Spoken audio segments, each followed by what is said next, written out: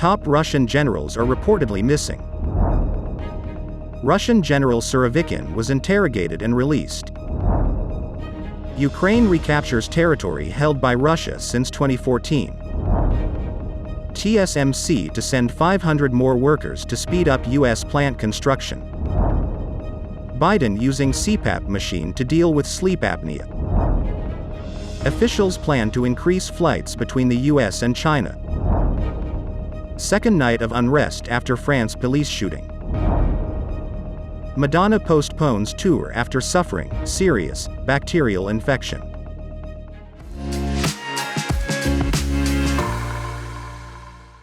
Hello, I'm Johnny. Thank you for joining us on Funday News. It's Friday, June 30th, and here are your top stories.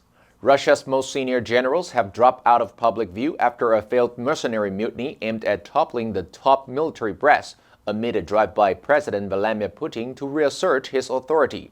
Armed Forces Chief of Staff General Valery Gerasimov has not appeared in public or on state TV since the aborted mutiny on Saturday, when mercenary leader Yevgeny Prigozhin demanded Gerasimov be handed over. Gerasimov has not been mentioned in Defense Ministry press releases since June 9th. According to some Western military analysts, Gerasimov, 67, is the commander of Russia's war in Ukraine and the holder of one of Russia's 3 nuclear briefcases. An influential channel on the Telegram messaging application run by a former Russian Defense Ministry press officer, Rybar, said a purge was underway. Rybar said, "The armed insurgency by the Wagner private military company has become a pretext for a massive purge in the ranks of the Russian armed forces." According to one of the versions in the Russian media, Sergei Surovikin, nicknamed General Armageddon, Commander-in-Chief of the Aerospace Forces of the Russian Federation and Deputy Commander of the Russian Forces in Ukraine, was not arrested. He was interrogated and released. 2 sources close to the General Staff and the FSB said that Surovikin was not arrested and is not in Levertovo prison. He was rather interrogated and then later released. Earlier, Russian media outlets wrote that on June 25, Surovikin was detained and sent to the Levertovo pre-trial detention center that is controlled by the FSB. According to journalist Dmitry Kolozev, Sergei Shoigu accused Surovikin of treason, but was afraid to arrest the general because the officers support him. As such, Shoigu will try to blacken Surovikin as much as possible. Z channels wrote that on June 29, Surovikin allegedly attended a meeting in the city of Rostov-on-Don, but journalist Dmitry Kolozev denies this meeting ever occurred. British intelligence officials said Ukraine has for the first time liberated territory which has been under Russian control since 2014. The small patch of land is in an area near Krasnokarivka. The capture marks the first time since Russia's invasion in February last year that Ukraine's forces have been able to retake land seized in the initial Donbas invasion 8 years prior. Ukrainian troops were said to have liberated the lands last week, but news of the victory has been kept secret until now for tactical reasons.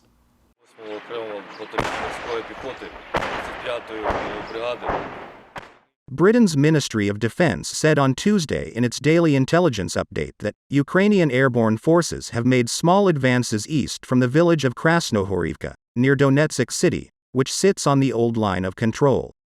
The ministry added, "This is one of the first instances since Russia's February 2022 invasion that Ukrainian forces have highly likely recaptured an area of territory occupied by Russia since 2014.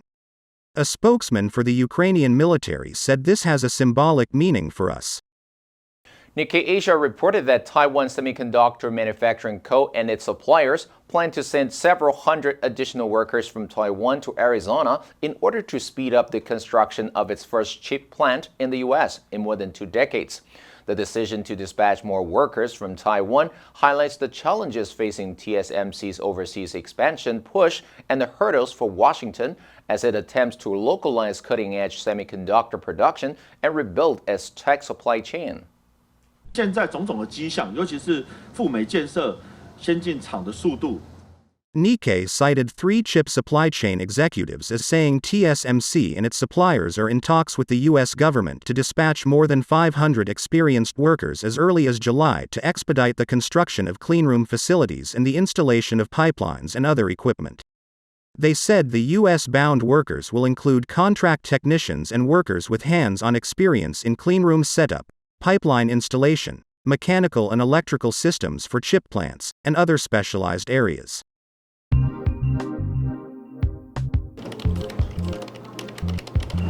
这一次加薪的幅度呢，我认为会是落在10%到15%这样的一个区间。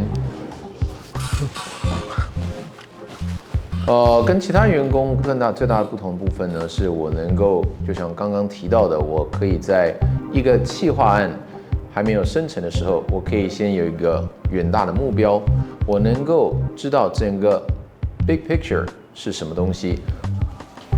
不好意思。我的针对于这样的一个认可度，我大概有70-80%的把握，我可以获得升迁及加薪。Johnny， 那个非常不好意思，我可能要在这边告知你，你已经被资遣了。对，是真的非常抱歉。那可能要麻烦你在下礼拜5之前，就是把你的个人物品先收拾干净，这样。有没有什么事我可以帮你的吗？那如果没有什么问题的话，再麻烦你把你的员工证交回给原主管，这样。好，那如果没有什么问题的话，我们今天就到这边。真的非常不好意思。我可以知道是什么原因吗？有同仁反映，最近冰箱的食物很常不见，我常常看到你在附近徘徊。我买的面包也是买了，然后1个下午就不见了。你该不会知道什么？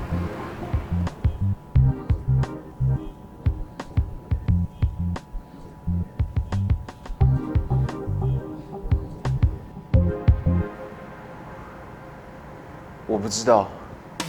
What we do, master your English and become irreplaceable in the workplace. Join Funday now. No matter your English level, we can help you elevate your competitiveness. Funday. The White House said on Wednesday that President Joe Biden in recent weeks has started using a continuous positive airway pressure, or CPAP, machine at night to help with sleep apnea.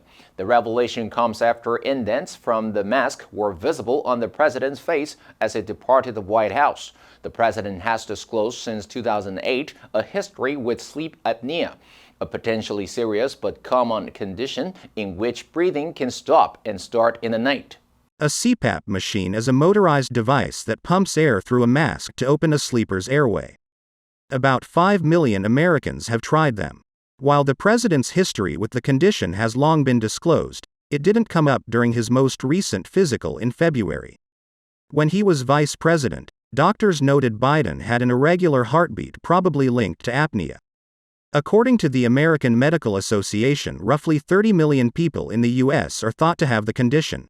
The top U.S. diplomat for East Asia, Daniel Kritenbrink, said on Wednesday that the United States and China agreed to consider expanding commercial flights between the two countries. He told the Center for Strategic and International Studies think tank event in Washington that the countries agreed to look at increasing in a phased manner the number of commercial flights between the United States and China. There were about 350 flights a week between the U.S. and China prior to the coronavirus outbreak, compared to 24 a week currently. Kritenbrink said the agreement was reached during Secretary of State Antony Blinken's visit to China earlier this month. He said after the start of the COVID-19 pandemic in 2020, the two countries restricted flights and travel to prevent the spread of the disease, and air service has not been fully restored. Kritenbrink said he wanted to see an imbalance reversed in the number of Chinese students in the United States and American students in China. He added, "I think we can do better." Protesters launched fireworks at police and set cars ablaze in the suburb of Nanterre outside Paris for a second night, as unrest spread across France following the fatal police shooting of a 17-year-old boy during a traffic stop. The teenager had been driving a car on Tuesday morning when he was pulled over for breaking traffic rules. Police initially reported that one officer had shot at the teenager because he was driving his car at him. But this version of events was quickly contradicted by a video circulating on social media. A police officer is now being investigated for voluntary homicide for shooting the youth, and France's human rights ombudsman has opened an inquiry. French President Emmanuel Macron called for calm and told reporters, "We have an adolescent that was killed. It is unexplainable and inexcusable. Nothing justifies the death of a young man." A police spokesperson said a trail of overturned vehicles burned on Wednesday night as fireworks exploded near police lines on Nanterre Avenue Pablo Picasso. According to an Instagram post from Madonna's longtime manager Guy Osieri, the pop singer's upcoming celebration tour has been postponed after the singer was hospitalized with a serious bacterial infection. Osieri wrote on Saturday, June 24th, Madonna developed a serious bacterial infection which led to a several-day stay in the ICU. He added, her health is improving, however, she's still under medical care. At this time, we will need to pause all commitments, which includes the tour. The 35-city global tour was supposed to be an ambitious retrospective for the 64-year-old singer, celebrating her unmatched catalog of music from the past 40-plus years. The tour was set to stop in such U.S. cities as Detroit, Chicago, New York and Los Angeles before an 11-date European leg, eventually wrapping in North America in January 2024. Her manager said, "We will share more details with you as soon as we have them, including a new start date for the tour and for rescheduled shows." Now let's delve into the news of Madonna postponing tour after suffering serious bacterial infection. Number 1. Hospitalized. 送某人入院治疗. Most people do not have to be hospitalized for asthma or pneumonia. Number 2. Infection. 传染, 感染. Ear infections are common in preschool children. Number 3. Develop. 患病, 出现问题. Her son developed asthma when he was 2. And that's all for today's Funday News. Be sure to tune in to Funday News from Monday to Friday and click the link below to join Funday for free. I'm Johnny Wu, your host. I'll see you next time.